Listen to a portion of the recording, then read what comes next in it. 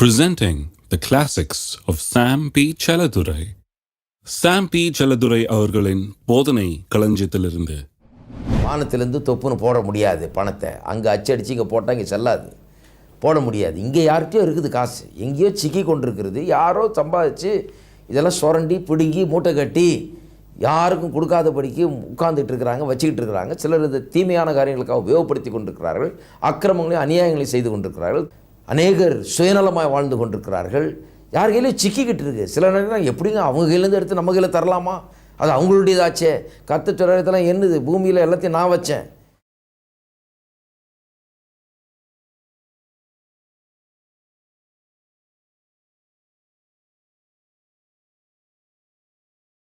கர்த்தர் நல்லவர் என்கிற இந்த நிகழ்ச்சியிலே பொருளாதார செழிப்பை குறித்து போதித்து வருகிறேன். பல்வேறு பகுதிகளாக இதை போதிக்கிறோம். முதல் பகுதியிலே பொருளாதார செழிப்பு நம்மை குறித்த தேவனுடைய சித்தமாக இருக்கிறது என்பதை குறித்து போதித்தேன். ரெண்டாம் பகுதியிலே பணத்தை குறித்து மக்கள் நம்பும் பொய்கள் என்பதை குறித்து போதித்தேன். மூன்றாம் பகுதியிலே பொருளாதார செழிப்பிலே வாழ்வதற்கான சில தகுதிகள் அதை குறித்து போதித்தேன். இப்பொழுது நான்காம் பகுதியில் இருக்கிறோம். இங்கே பொருளாதார பெருக்கத்தை குறித்து போதித்து வருகிறேன். தேவன் பெருக்கத்தின் தேவன். நாம் பெருக வேண்டும் என்று நம்மை ஆசீர்வதித்திருக்கிறார், நம்மை குறித்து நோக்கம் கொண்டிருக்கிறார். அவர் பெருக்கத்தின் தேவனாயிருந்து அப்படி நோக்கம் கொண்டிருக்கிறபடினாலே பெருக்கத்திற்கான வழிமுறைகளையும் ஏற்படுத்தி வைத்திருக்கிறார். இந்த வழிமுறை தான் ஒரு பிரமாணமாக ஏற்படுத்தி வைக்கப்பட்டிருக்கிறது. அதைத்தான் வேதம் விதைப்பும் அறுப்பும் என்கிற பிரமாணம் என்று அழைக்கிறது. இந்த விதைப்பு மறுப்பு என்கிற பிரமாணத்தை குறித்து தான் பேசி வருகிறோம். இந்த விதைப்பு அறுப்பு என்கிற பிரமாணம் ஒரு அடிப்படை பிரமாணமாக இருக்கிறது. இது வெறும் விவசாயத்துக்கு பொருந்தக்கூடிய ஒரு காரியம் அல்ல, வெறும் விவசாயத்தை பற்றியதல்ல. இது ஒரு பொதுவான ஒரு கோட்பாடு, எல்லா விதத்திலும் பொருந்தும். ஆவியில், ஆத்மாவில், சரீரத்தில், நம்முடைய குடும்பத்தில், பொருளாதாரத்தில், எல்லா விதத்திலும் இந்த விதைப்பு அறுப்புங்கிறது வெறும் விவசாயத்துக்கு பொருந்துகிற காரியம் அல்ல, எல்லா விதத்திலும் பொருந்தக்கூடிய ஒரு காரியம். ஆகவே தான் இயேசுனுடைய போதனைக்கு சென்றோம். மார்க் 4ஆம் அதிகாரத்திலே இயேசு இதை போதிக்கிறார். வேதம் முழுவதிலும் அதிகமாக இந்த போதனையில் பார்க்கிறோம். இயேசு இதை போதிக்கிறார் பாருங்கள். இயேசு இதை போதிக்கும்போது அதை ஒரு ஓமையாய் போதிக்கிறார். என்ன சொல்லுகிறார்? விதைக்கிறவன் ஒருவன் விதைக்க புறப்பட்டான். அந்த விதையை வசனத்துக்கு ஒப்பிடுகிறார். அந்த விதை எங்கே விதைக்கப்பட்டது என்பதை குறித்து பேசும்போது நிலங்கள்னு பேசுகிறார். அந்த நிலங்களை பல்வேறான இருதயங்கள் என்று அவர் வியாக்கியானம் பண்ணுகிறார். அப்போ விதைக்கிறவன் விதைத்தது சும்மா விவசாயத்தில் விதைக்கிற விதை அல்ல, அவன் விதைத்தது வசனம். இந்த வசனம் விதைக்கப்பட்ட நிலம் இருதயம். நல்ல இருதயத்தில் சென்ற வசனம் அது 30, 60, 100 பலன் கொடுத்தது என்று சொல்கிறார். என்ன சொல்ல வர்றார்? அந்த ஓமையை பற்றி சீஷர்கிட்ட சொல்கிறாரு, இந்த ஓமை வழங்கலையா, இது வழங்கலைன்னா அப்புறம் எது வழங்க போகுதுன்றாரு.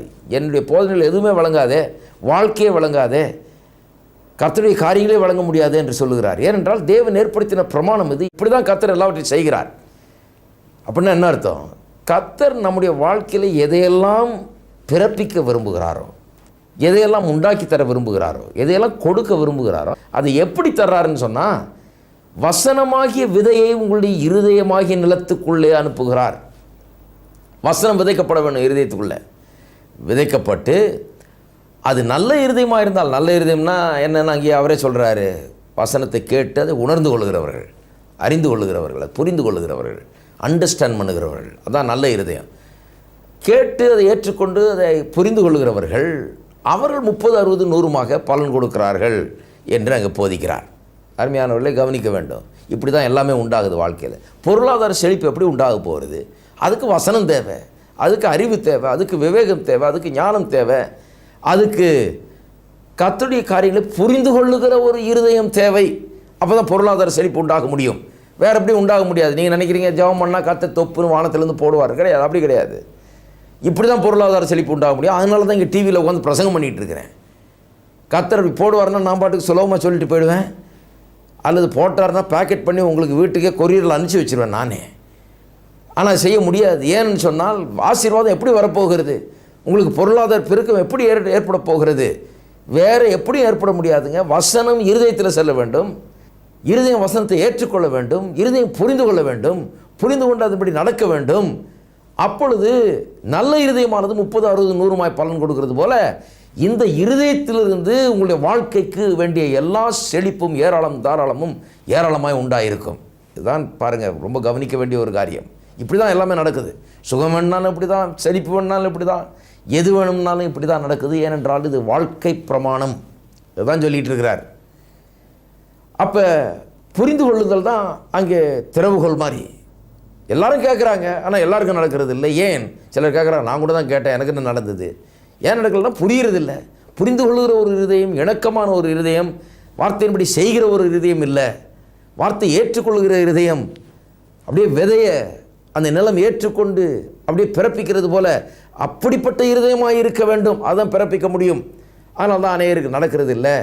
அப்படி ஏற்றுக்கொள்கிறவர்களுக்கு நிச்சயமாக அது நடக்கும், பிறப்பிக்கும். எது வேணுமென்றால் பிறப்பிக்கும். பொருளாதாரத்தையும் பிறப்பிக்கக்கூடிய இருதயத்தை கர்த்தர் உங்களுக்கு தந்திருக்கிறார். யோசித்து பாருங்கள். இந்த இருதயம் அற்புதமானது. அதனால தான் இருதயத்தை தாண்டுறாரு. அதனால தான் இருதய கதவுல நின்று தட்டிகிட்டு இருக்கிறார். அதனால தான் உள்ளே வரேன்றாரு. அதனால தான் இருதயத்தில் அவர் வாசம் பண்ணுகிறார். அதனால தான் இருதயத்தில் ஆவியானவர் வந்து இருக்கிறாரு. இருதயம் ரொம்ப முக்கியமான ஒரு லொக்கேஷன் பாருங்கள். இந்த இருதயம் வந்து உங்களுக்கு என்னவெல்லாம் பிறப்பிக்கணுமோ, நல்லதையெல்லாம் செய்யணுமோ அதெல்லாம் பிறப்பிக்கக்கூடிய ஒரு காரியமாக இருக்கிறது.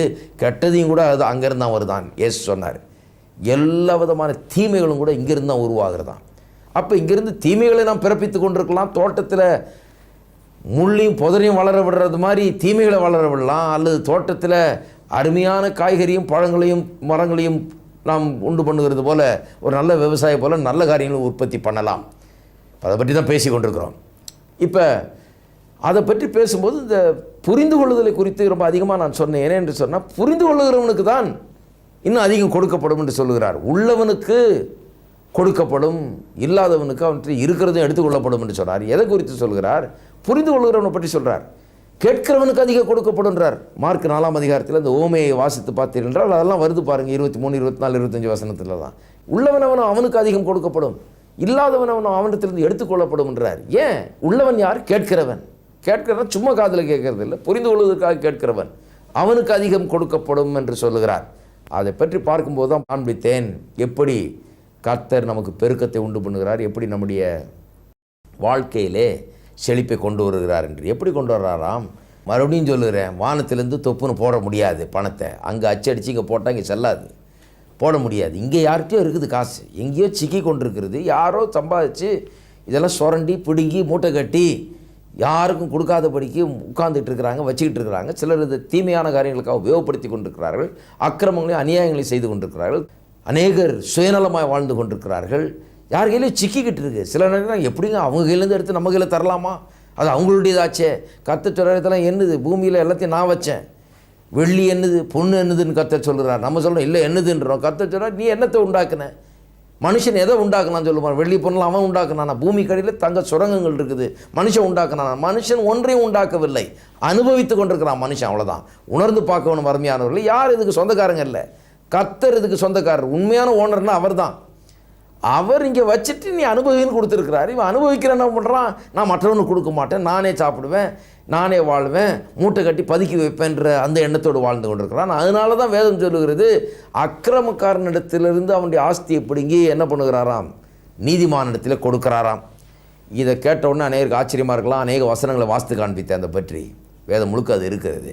ஆனால் சில உதாரணங்களை காண்பிக்கிறேன். இப்படி தான் கர்த்தர் பண்ணுறாரு. இதுதான் கர்த்தருடைய பேட்டர்ன். இது சும்மா சொல்கிறது மட்டும் இல்லை, இப்படியே செஞ்சிருக்கிறார் என்பதை காண்பிக்கிறேன். ஆதியாகமம் 12ஆம் அதிகாரத்துக்கு திருப்பினேன் என்றால் ஆபிரகாமுடைய கதையை அங்கே வாசிக்கிறோம். அவனை தெரிந்து கொள்கிறார். எங்கேருந்தோ வந்தவன், ஆண்டவரே தெரியாதவனுக்கு அவனை தெரிந்து கொண்டு அவனுக்கு பெரிய வாக்குத்தத்தமெல்லாம் கொடுக்குறார். என்ன சொல்கிறார்? அவனை ஆசீர்வதித்து ஆசீர்வாதமாக வைப்பேன். அப்போ இவனை ஆசீர்வாதமாக வைக்கிறதுக்கு முன்னால் இவனை முதல்ல ஆசீர்வதிக்கணும். இவன் சாதாரண ஆளை எடுத்து இவனை பெரிய பணக்காரன் ஆக்கணும், இவனை ஆசீர்வாதம் உள்ளவனாக மாற்ற வேண்டும். அதைத்தான் முதல்ல செய்கிறார். அவனை கூப்பிட்ட உடனே அதைத்தான் அவர் செய்கிறார். எப்படி செய்கிறார்ன்றது தான் ரொம்ப இன்ட்ரெஸ்டிங். அங்கே 12ஆம் அதிகாரத்திலே 16ஆம் வசனத்திலே நாம் வாசிக்கிறோம், ஆபிரகாம் பஞ்சத்து நிமித்தமாக, அந்த காலத்தில் ஒரு பஞ்சம் இருந்துதான். அந்த காலத்தில் அடிக்கடி அங்கங்கே பஞ்சம் பாருங்கள். மழை வரலன்னா போச்சு, அவ்வளோதான், பஞ்சம்தான். அப்போ பஞ்சத்தில் சிக்கி அது நிமித்தமாக எப்படியாவது எகிப்து தேசத்தில் போய் பஞ்ச காலத்திலே தப்பி பிழைக்கலான்னு சொல்லி ஓடுகிறான் ஆகாரத்துக்காக எகிப்து தேசத்தில். அங்கே போனால் அங்கே இருக்கிற ராஜா ஒருவேளை தன்னுடைய மனைவி ரொம்ப அழகாக இருக்கிறத பார்த்து இவனை கொண்டுட்டு மனைவி எடுத்துக்குவாரோன்னு பயம். மனைவிகிட்ட ஏற்கனவே சொல்லி வச்சுருக்கிறான், என்னை உன்னுடைய புருஷன் சொல்லாதே, என்னை கொண்டு போட்டுருவான் அந்த ராஜா. ஆகவே என்னை உன்னுடைய சகோதரன் சொல்லு, தாம் சகோதர சகோதரி என்கிற உறவு என்று சொல்லி கொள்ளலாம் என்று சொல்லி பொய்யை சொல்லி உள்ளே போகிறான் பாருங்கள். அதே போல் அந்த ராஜா சாராளை பார்த்து விட்டு தன்னுடைய தேசத்திலே இப்படி ஒரு அழகியை பார்த்ததில்லைன்னு சொல்லி இவளை கூட்டுவா என்னுடைய மனைவி ஆக்கணும்னு சொல்லி ஆயத்தப்படுத்த சொல்லுகிறான். எல்லாம் ரெடி ஆகுது. இவளை கொண்டு வந்து ராஜாவுக்காக இவளை ஆயத்தப்படுத்தி கொண்டிருக்கிறார்கள், அவளை அவனுடைய மனைவி ஆக்கும்படியாக.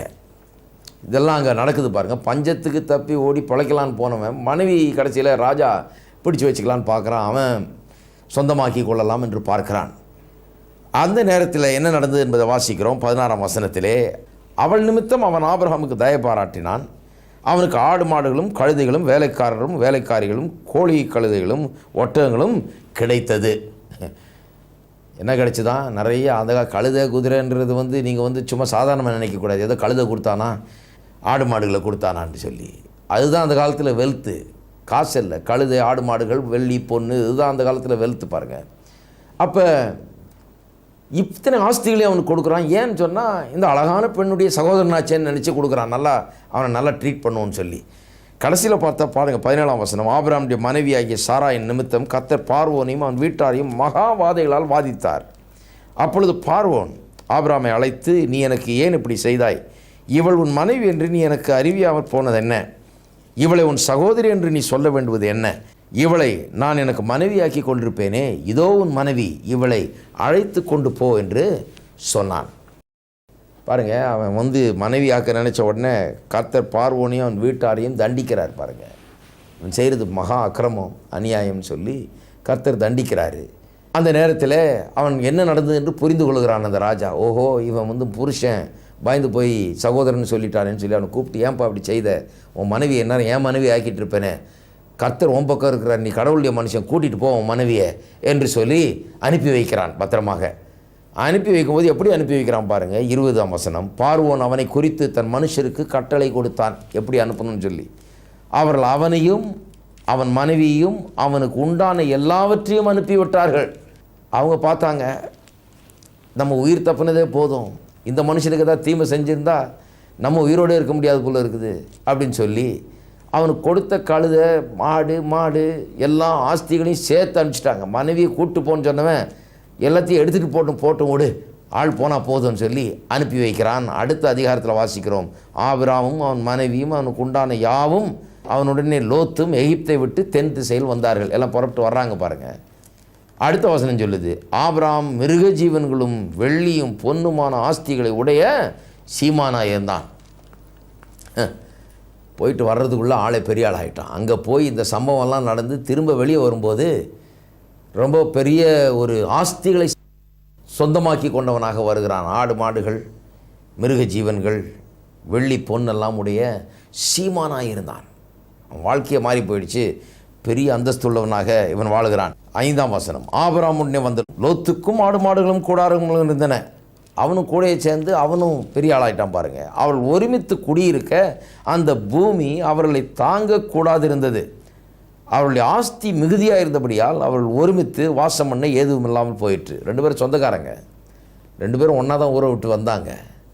இப்போ ஆபிரகாம் நிமித்தம் லோத்துக்கும் நிறைய பொருள்லாம் கிடச்சிருக்குது. இவனும் பெரிய ஆஸ்தி உள்ளவன் ஆகிட்டான். இவருடைய ஆஸ்தி இந்த பூமி தாங்கக்கூடாது இருந்தான், ஆஸ்தி மிகுதினால்.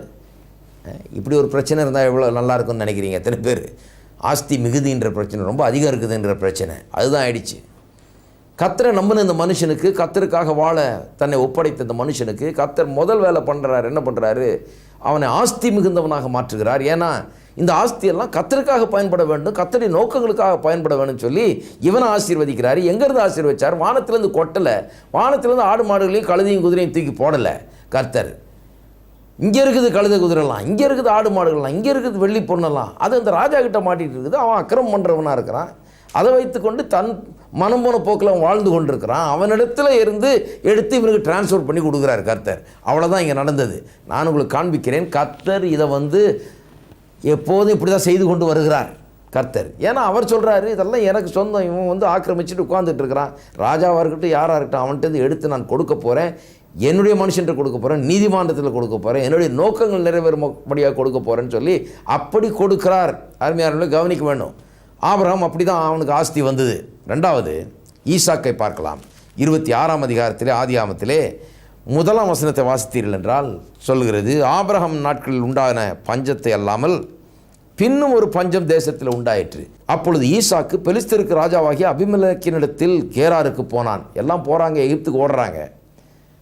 இவனும் போய் கிளம்பி போகிறான் பாருங்க. கேரார் என்கிற ஊருக்கு வர்றான் பெலிஸ்தியர்கள் மத்தியில். கர்த்தர் அவனுக்கு தரிசனமாகி, நீ எகிப்துக்கு போகாமல் நான் உனக்கு சொல்லும் தேசத்திலே குடியிரு. கர்த்தர் சொல்கிறார், எல்லாரும் மாதிரி நீ அங்கே ஓடாத, பயத்தில் வேலை செய்யாத, விசுவாசத்தில் வேலை செய், நான் உனக்கு சொல்கிறத செய், எல்லாம் பண்ணுறதை பண்ணாத, நான் சொல்லுகிறத செய்யினார். எல்லாம் ஓடுறாங்க, நீ ஓடாத, நீ இங்கே இரு. ஐயோ, இந்த தேசத்தில் ஒன்றுமே இல்லை. அந்த தேசத்தில் ஆக்சுவலாக கிணத்துல தண்ணி இல்லை, தண்ணியெல்லாம் வற்றி போயிட்டு, எல்லாம் அதுக்கு தான் ஓடுறாங்க. கர்த்தர் சொல்கிறார், இல்லை நீங்கள் ஏறு, நான் உன்னை இங்கே ஆசீர்வதிக்கிறேன், இந்த தேசத்தில் குடியிருன்றார். இந்த தேசத்தில் வாசம் பண்ணு, நான் உன்னுடனே கூட இருந்து உன்னை ஆசீர்வதிப்பேன். நான் உனக்கும் உன் சந்ததிக்கும் இந்த தேசங்கள் யாவையும் தந்து உன் தகப்பனாகிய ஆபிரகாமுக்கு நான் இட்ட ஆணையை நிறைவேற்றுவேன் அப்படின்னு சொல்லி இன்னும் நிறைய சொல்கிறார். அவனுக்கு உன்னை பெருக பண்ணுவேன் அப்படின்லாம் சொல்கிறார். சொல்லிட்டு கடைசியில் 12ஆம் வசனத்தை பார்க்குறோம், என்ன ரிசல்ட்டுன்னு. கர்த்தர் சொன்னபடியே இவன் அங்கே இருக்கிறான் பாருங்கள். பஞ்சத்தில் எல்லாம் ஓடுறாங்க, ஆனால் இவனும் தங்குகிறான். பஞ்ச தேசத்திலே தங்குகிறான், தண்ணி இல்லாத தேசத்திலே தங்குகிறான். கர்த்தரை நம்பி தங்குகிறான், கர்த்தருடைய வார்த்தையை நம்பி இவன் செயல்படுகிறான். பயத்தில் செயல்படுகிறான், விசுவாசத்தில் செயல்படுகிறான். என்ன ஆச்சு ரிசல்ட்டு? 12ஆம் வசனம், ஈசாக்கு அந்த தேசத்தில் விதைத்தான். கர்த்தர் அவனை ஆசீர்வதித்ததினால் அந்த வருஷத்தில் 100 மடங்கு பலன் அடைந்தான். அங்கே போய் விதைச்சு, தண்ணி இல்லாத ஊரில் விதைச்சு, இவன் கிணத்துல தண்ணி வந்து தண்ணீரெல்லாம் பாய்ச்சி 100 மடங்கு பலன் அடைந்தான் என்று சொல்லியிருக்குது. 100 மடங்கு பலன் அடைஞ்சான்னா பெஸ்ட் ரிசல்ட்ஸ் என்று சொன்னால் அதான் 100 மடங்கு. பாருங்கள், 100 மடங்குன்னா பெஸ்ட் ரிசல்ட்ஸ். பரீட்சையில் 100 மார்க்குன்னா பெஸ்ட் ரிசல்ட். 100 மார்க் தான் வாங்கக்கூடிய அதிகமான மார்க். அப்போ எவ்வளவு சிறந்த ஒரு அறுவடை இருக்க முடியுமோ அவ்வளவு சிறந்த ஒரு அறுவடை அவனுக்கு உண்டானது. நல்லா மழை பெஞ்சு எல்லாம் நல்ல சூழ்நிலையெல்லாம் நல்லா இருக்கும்போது, பஞ்சம் இல்லாமல் இருக்கும்போது, எல்லாம் நல்லா விளையிற காலத்தில் ஆஹா ஓஹோன்னு விளைஞ்சா எப்படி இருக்குமோ அப்படி விளைஞ்சு சிறந்த ஒரு ரிசல்ட் அவனுக்கு உண்டானது என்று வாசிக்கிறோம். அடுத்த வசனத்திலே வாசிக்கிறோம், அவன் ஐஸ்வர்யவானாகி. அவங்க அப்பா விட்டுட்டு போன ஐஸ்வர்யம் இல்லாமல் இவன் இப்போ பர்சனலாக இவன் சம்பாதிச்ச ஐஸ்வர்யவானாகிறான். அவன் ஐஸ்வர்யவானாகி வர வர விருத்தி அடைந்து மகா பெரியவனானான். நீங்கள் நினைக்கிறீங்களா 100 மடங்கு பலன் அடைஞ்ச உடனே சும்மா இருந்திருப்பான்னு? கடகடன் திருப்பி போடு, சாகுபடி கடகடன் ஆகட்டும் வேலைன்னு சொல்லி கடன் கர்த்தருடைய ஆசீர்வாதம் இருக்குது அவனுக்கு தெரியுது. போட்டு பல மடங்கு அறுத்து ஐஸ்வர்யவானாகி வர வர விருத்தி அடைந்து மகா பெரியவனானான். அவனுக்கு ஆட்டு மந்தையும் மாட்டு மந்தையும், இதுதான் செல்வ செழிப்பினுடைய அடையாளங்கள் அந்த காலத்தில். ஆட்டு மந்தை மாட்டு மந்தை அநேக பணிவிடைக்காரர்கள் இருந்தபடினாலே பெலிஸ்தியர் அவன் மீது பொறாமை கொள்கிற வரைக்கும் கர்த்தர் ஆசீர்வதித்தாராம் அவனை. அந்த தேசத்து ஆளுகளே பொறாமை கொள்கிற அளவுக்கு கர்த்தர் அவனை ஆசீர்வதிக்கிறார். இன்றைக்கும் கர்த்தர் அப்படி செய்கிறார். எங்கே போய் இவன் கிணறு வெட்டினாலும் அங்கே தண்ணி வருது. அவங்க அங்கேருந்து துரத்துறாங்க அவனை. இதில் எங்கள் அப்பா விட்டு கிணறு, நீ போ அப்படின்னு சொல்லி வந்து துரத்துனா இன்னொரு இடத்துல போய் வெட்டுறான், அங்கேயும் தண்ணி வருது. இன்னொரு இடத்துல போய் வெட்டினா அங்கேயும் தண்ணி. எல்லா இடத்துலையும் துரத்தி பார்க்குறாங்க. எங்கே போனாலும் ஆசீர்வாதம் என் பின்னால் வந்துக்கிட்டே இருக்குது. அதான் உபாகம் 28 சொல்லியிருக்குது, ஆசீர்வாதங்கள்லாம் பின்தொடர்ந்து வந்து மேற்கொண்டு நிரப்புமா நம்ம வந்து. அதுதான் கர்த்தருடைய ஆசீர்வாதம். கர்த்தருடைய ஆசீர்வாதமே ஐஸ்வர்யத்தை தரும். ஆசீர்வாதம் அந்த மனுஷனுக்கு வருது. எப்படி கர்த்தர் அவனை ஆசீர்வதிச்சார்? அந்நிய தேசத்தில் விரட்டுகிற மக்கள் மத்தியிலே, விரோதிகள் மத்தியிலே, பாய்க்கிறவர்கள் மத்தியிலே, வெறுக்கிறவர்கள் மத்தியிலே, இவனை அழிக்க நினைக்கிறவர்கள் மத்தியிலே, விளையாத நிலத்திலே, தண்ணீர் இல்லாத ஊரில், அந்த நிலத்திலேருந்து அவங்க ஊர் நிலத்திலேருந்து விளைய வச்சு இவனுக்கு கொடுக்குறார் கர்த்தர். இருக்கீங்களா? கவனிக்கிறீங்கன்னு நினைக்கிறேன். கர்த்தர் சொல்கிறாரு, இந்த தேசத்தின் செல்வத்தை நான் உனக்கு தரேன்னு சொல்லி அவனுக்கு தர்றாரு. அங்கே அவன் ஐஸ்வர்யவானாகிறான். எல்லாம் பஞ்சத்தில் ஓடுறவங்க, இவன் பஞ்ச தேசத்தில் செழிக்கிறான். கர்த்தருடைய ஆசீர்வாதம் பாருங்கள். அந்த பஞ்சத்தின் மத்தியில் கர்த்தர் அந்த தேசத்திலேருந்து எடுத்து இவனுக்கு கொடுக்கிறார் என்பதை பார்க்கிறோம். யாக்கோபை பார்க்கிறோம். யாக்கோபிலையும் இதே தான் பாருங்கள். 31ஆம் அதிகாரத்தில் யாக்கோபின் கதையை வாசிக்கும்போது அது ரொம்ப சுவாரஸ்யமான ஒரு கதை. உங்களுக்கெல்லாம் தெரியும்னு நினைக்கிறேன். அது சுருக்கமாக சொல்கிறேன், ஏன்னா நேரம் இல்லை. யாக்கோபு தன்னுடைய சகோதரனுக்கு பயந்து ஓடுகிறான். ஓடி போய் தன்னுடைய மாமனுடைய வீட்டில் போய் இருக்கிறான். அங்கே அவனுடைய மகள்களை திருமணம் செய்து கொள்கிறான். அங்கே வாழுகிறான். தெரியும் உங்களுக்கு, 7 வருஷம் வேலை செய்து ஒரு பொண்ணை கல்யாணம் பண்ணுறான். கடைசியில் பார்த்தா அது இவன் விரும்பின பொண்ணு இல்லை, இன்னொன்று கல்யாணம் பண்ணி வச்சுட்டார் இருந்தாள். மாமனாரத்தில் போய் முறையிடும்போது மாமனார் சொல்கிறார், சரி 7 வருஷம் வேலை செய், பிறகு நான் உனக்கு அந்த பெண்ணை கல்யாணம் பண்ணி தரேன்னு சொல்லி கடைசியில் 7 வருஷம் வேலை செஞ்சு பிறகு அவன் அந்த பெண்ணை அடைகிறான். அடைஞ்சு அங்கே வாழ்க்கை நடத்துகிறான் பாருங்கள். மாமனார்கிட்டயே வேலை செய்கிறான். அவனுடைய ஆட்டு மந்தைகளை மேய்க்கிறவனாக இவன் இருக்கிறான். அவன் வேலை செஞ்சதை பற்றி சொல்கிறான் பாருங்கள். இரவும் பகலும் விழிச்சிருந்து கண்ணு மூடாமல் நான் வேலை செஞ்சேன், ஒரு ஆடு மிஸ்ஸிங்னா கூட மாமனார் இவனுடைய சம்பளத்திலேருந்து கழித்து கொண்டார். அப்படி ஒரு கடுமையாய் வேலை வாங்கி ஆளை பிடிச்சி கசக்கி புளியிற ஒரு மாமனார்கிட்ட இருந்திருக்கிறான்.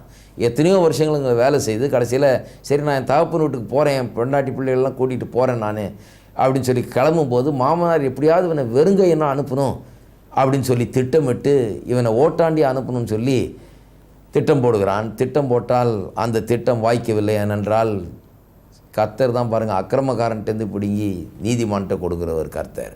கர்த்தர் பார்த்தார், இதுக்கு நான் விட மாட்டேன்னு சொல்லி கர்த்தர் அவனுக்கு ஒத்தாசை பண்ணுகிறார். இதை குறித்து வாசிக்கிறோம். 31ஆம் அதிகாரம் ஆதியாகமம் 6ஆம் வசனத்திலே அவன் தன்னுடைய மனைவிகளிடத்திலே சொல்லுகிறான், என்னால் இயன்ற மட்டும் நான் உங்கள் தகப்பனுக்கு ஊழியர் செய்தேன் என்று நீங்கள் அறிந்திருக்கிறீர்களே. உங்கள் தகப்பனோ என்னை வஞ்சித்து என் சம்பளத்தை 10 முறை மாற்றினான். ஆனாலும் அவன் எனக்கு தீங்கு செய்ய தேவன் அவனுக்கு இடம் கொடுக்கவில்லை. புள்ளி உள்ளவைகள் உன் சம்பளமாக இருக்கும் என்று அவன் சொன்னபோது ஆடுகளெல்லாம் புள்ளி உள்ள குட்டியை போட்டது. கலப்பு நிறமானவைகள் உன் சம்பளமாக இருக்கும் என்று அவன் சொன்னபோது ஆடுகளெல்லாம் கலப்பு நிற குட்டியை போட்டது. என்ன நடக்குதுன்னா, புள்ளி உள்ளதெல்லாம் உன்னுடையதுன்னு சொல்லும்போது பிறக்கிறதெல்லாம் புள்ளி உள்ளதாக பிறக்கிறது. கலப்பு நிறமானவைகள்லாம் உன்னுடையதுன்னு சொல்லும்போது எல்லாமே கலப்பு நிறமாக பிறக்கிறது. இப்படி கர்த்தர் அவனோடு இருந்து அவனை ஆசீர்வதித்தாராம். அதை சொல்லுகிறான். இவ்விதமாய் தேவன் உங்கள் தகப்பனுடைய ஆடுகளை எடுத்து எனக்கு தந்தார். இதை விட ஏதாவது ப்ரூஃப் வேணுமா உங்களுக்கு? ஒருத்தங்கிட்ட இந்த எடுத்து தான் கொடுக்குறாரு. அங்கேருந்து ஆடு என்ன பரலோகத்துலேருந்து ஆடை தூக்கி போட்டார் கர்த்தர் கிடையாது. இவன் வேலை செஞ்சால் அவனுக்கு சம்பளம் வந்து ஆடுகள் தான். அந்த காலத்தில் ஆடுகள் தான் இவனுக்கு சம்பளம். எப்படி இவன் சம்பளத்தை கொடுக்காம துரத்தலான்னு பார்க்குறான். அவன் எப்படியாவது இவனை தீர்த்து கட்டணும்னு பார்க்குறான். கர்த்தர் சொல்கிறார், உனக்கு ஆடுகளை தரேன். எங்கேருந்து தரப்போகிறார்? அவன் பிடிங்கி வச்சுட்டு இருக்கிறான். இவனுடைய சம்பாத்தியம் அங்கே இருக்குது. இவனை ஏமாற்றி அவன் சம்பாதிக்க பார்க்கிறான். கர்த்தர் சொல்கிறார், அங்கேருந்து நான் எடுத்து தரேன்னு சொல்லிட்டு செய்தார். ஒரு பெரிய அற்புதமே இங்கே நடக்குது. அதுக்குள்ளே போகிறதுக்கு எனக்கு நேரம் இல்லை. இப்போ இப்படி குட்டிகளை போட்டது, புள்ளி உள்ள குட்டிகளை போட்டது, எப்படி கலப்பு நிற குட்டிகளை போட்டதுன்னெலாம் பார்த்தா பெரிய அற்புதம். அதை சொல்லுகிறான் பாருங்கள். ஆடுகள் பொலியும் காலத்திலே நான் கண்ட சொப்பனத்தில் என் கண்களை ஏறெடுத்து பார்க்கும்போது ஆடுகளுடைய பொலியும் கழாக்கள் கலப்பு நிறமும் புள்ளியும் வரியும் உள்ளவைகளாயிருக்க கண்டேன்.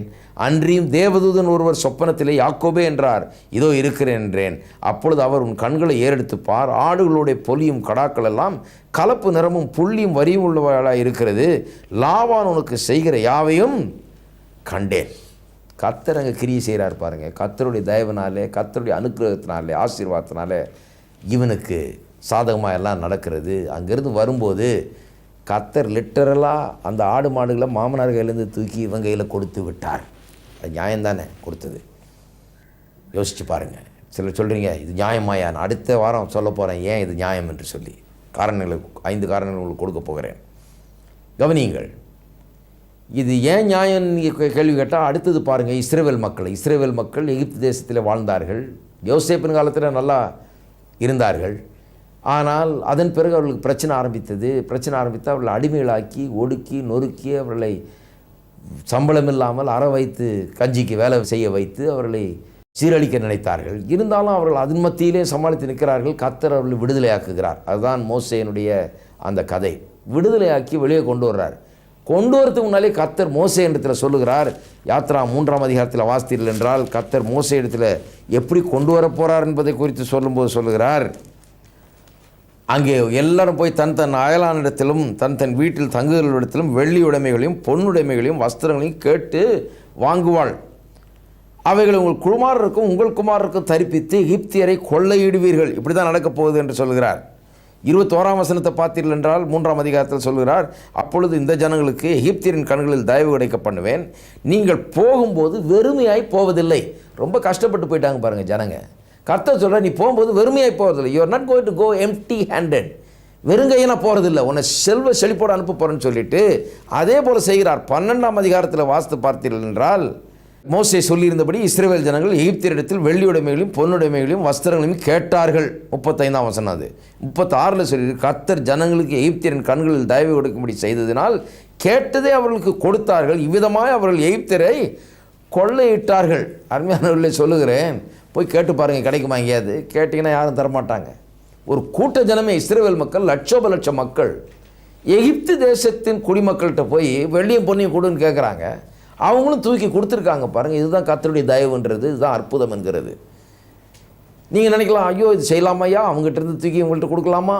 ஏன் கொடுக்கலாம்னு சொன்னால், சம்பளம் இல்லாமல் அவர்களை வருத்தி அவர்களை அடித்து நொறுக்கி அரை வயிற்று கஞ்சிக்கு வேலை செய்த வச்சு அநியாயம் பண்ணி சம்பாரித்த காசு அது.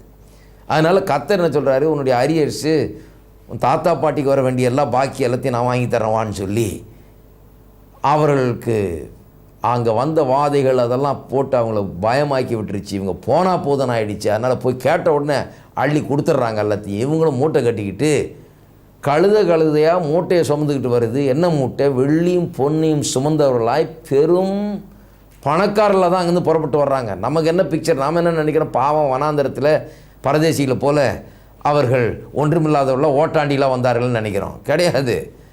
எல்லாம் வெள்ளியும் பொண்ணும் லோடடாக வர்றாங்க பாருங்கள். மூட்டையாக கட்டிக்கிட்டு வந்தார்கள் என்று நாம் அங்கே வாசிக்கிறோம். கர்த்தர் லிட்டரல் அங்கேருந்து எடுத்து இங்கே கொடுத்தார். இதை துரத்திக்கிட்டு அவன் பின்னாலேயே வந்தான். ஐயோ போதும், என் வெள்ளியும் பொண்ணும் போதுன்னு பின்னால் துரத்திட்டு வந்து தான் போய் எகிப்து தேசத்திலேருந்து அவர்களை பிடிக்க வந்த அந்த இராணுவ வீரர்களும் ரதங்களும் அங்கே சிவந்த சமுத்திரத்தில் மூழ்கின. இவர்கள் அதை வெற்றிகரமாய் கடந்து வந்தார்கள் என்று வாசிக்கிறோம். அருமையானவர்களே, இதெல்லாம் கொஞ்சம் வாசித்து பார்க்க வேண்டும். கர்த்தர் இப்படி தான் செய்கிறார். இப்படி தான் காலாகாலமாக அப்படி செய்து கொண்டு தான் வர்றார் கர்த்தர். இன்றைக்கும் அப்படி தான் செய்கிறார். அவர் நேற்றும் இன்றும் என்றும் மாறாத தேவன். நீங்கள் நினைக்கலாம், எனக்கு அநியாயம் நடக்குது, கர்த்தர் இருக்கிறாரா, கர்த்தர் பார்க்குறாரா, கர்த்தர் எப்படி என்ற தேவையை சந்திப்பார்? முதலாவது உங்களுடைய இருதயத்தை திறந்து கர்த்தருடைய வார்த்தை உள்ளத்தில் செல்லட்டும். கர்த்தருடைய பிரமாணம் எப்படி கிரியை செய்கிறது என்று பாருங்கள். கர்த்தர் எப்படி வேலை செய்கிறார்? எப்படி வேலை செய்கிறார்னா, இந்த அறிவை, இந்த ஞானத்தை உங்களுக்குள்ள மேலே கொடுக்குறார். எப்படி உங்களுக்கு பணத்தில் பெருக்கம் உண்டாக முடியும், பொருளாதாரத்தில் பெருக்கம் உண்டாக முடியும் என்கிறத குறித்த ஒரு அறிவையும் புரிந்து கொள்ளுதலையும் உங்களுக்குள்ளே உண்டு பண்ணுகிறார் வசனத்தின் மூலமாக. அது வந்ததுன்னா பெருக்கம் வந்துடும். சவால் விட்டு சொல்லுகிறேன் அருமையானவர்களே, உள்ள வசனம் போகணும், புரிந்து கொள்ளணும். புரிந்து கொண்டால் பொருளாதார பெருக்கம் ஏற்படும். இதுதான் முதல் ஸ்டெப். இதெல்லாம் புரிந்து கொள்ளும் போது தான் பெருக்கம் ஏற்படுகிறது. அந்த பெருக்கம் கர்த்தருடைய ஆசீர்வாதமாக இருக்கிறது. கர்த்தர் உங்களை ஆசீர்வதிப்பாராக.